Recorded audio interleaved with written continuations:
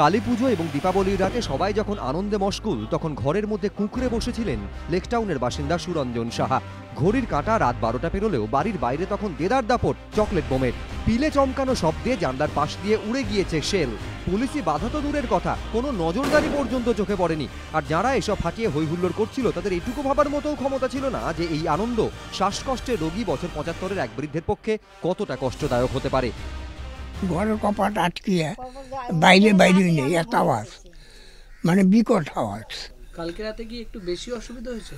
কাল রাত্রে একটু বেশি তো হবেই আওয়াজের জন্য। এই 9টা সাড়ে 9টার থেকে আরম্ভ হয়েছে খুব জোর, তখন আর বইতে পারিনি, আমি আইসা পড়ছি। হাঁপাচ্ছি, আমি এই সাইডে নিলাম। প্রত্যেকটা বয়স্ক লোকেরই অসুবিধা, বুড়া মানুষের। কষ্ট হবে নাই বা কেন? কালী পুজো এবং দীপাবলির রাতে আতশবাজির রোশনাই দেখতে যতটা ভালো লাগে, পরিবেশের ওপর তার ততটাই মারাত্মক প্রভাব পড়ে। আর সেটা বোঝা যায় বাতাসে দৃশ্যমান ধূলিকণা PM10 হুহু করে বেড়ে যাওয়া দেখেই।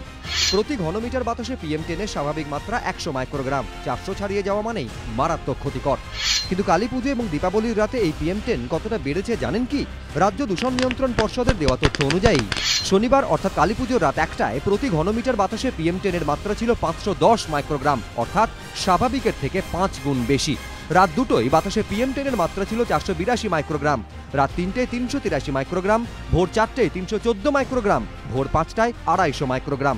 দীপাবলির রাতে এই ছবিটা ছিল আরও মারাত্মক। দূষণ নিয়ন্ত্রণ পর্ষদের দেওয়া তথ্য বলছে, রবিবার রাত 1টায় PM10 এর মাত্রা ছিল প্রতি ঘনমিটার বাতাসে 926 মাইক্রোগ্রাম, অর্থাৎ স্বাভাবিকের থেকে 9 গুণ বেশি। রাত 2টোয় PM10 এর মাত্রা আরও বেড়ে হয় 960 মাইক্রোগ্রাম। রাত 3টেতেও PM10 এর মাত্রা ছিল 900-র ওপারে, 919 মাইক্রোগ্রাম। ভোর 4টেয় বাতাসে PM10 এর মাত্রা ছিল 775 মাইক্রোগ্রাম, ভোর 5টায় 563 মাইক্রোগ্রাম, ভোর 6টায় 465 মাইক্রোগ্রাম। দীপাবলির রাতে এতটাই বাজি ফেটেছে যে বাতাসে তার প্রভাব ছিল বেলা পর্যন্ত। সকাল 7টাতেও কলকাতার বাতাসে PM10 এর মাত্রা ছিল স্বাভাবিকের থেকে 4 গুণ বেশি, 402 microgram.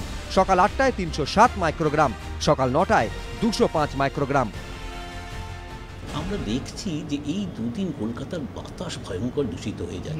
PM10 particulate matter 10 microgram per cubic metre, এটা ওই দুদিন কোথাও 300 ছাড়িয়ে গেছিল। হ্যাঁ, 2.5 যেটা আরও ফাইনার, সেটা আরও ক্ষতি করে, আপনার লাঙে চলে যায়, আপনার একদম ভেতরে ঢুকে যাবে। এটার পারমিসিবল লিমিট হচ্ছে 60, অর্থাৎ 60 মাইক্রোগ্রাম পার কিউবিক মিটার। সেটাও প্রায় 3 গুণ বেড়ে 180-র উপরে কোথাও উঠে গেছিল। কিন্তু এই খতিয়ান দেখেও সচেতনতা ফিরছে কই?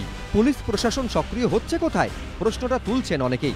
যদিও পুলিশের তরফে জানানো হয়েছে, বিধি ভেঙে শব্দবাজি ফাটানো এবং মাইক বাজানোর অভিযোগে কালীপুজো এবং দীপাবলি মিলিয়ে প্রায় 1,500 জনকে গ্রেফতার করা হয়েছে। প্রকাশ সিনহা, ABP আনন্দ, কলকাতা।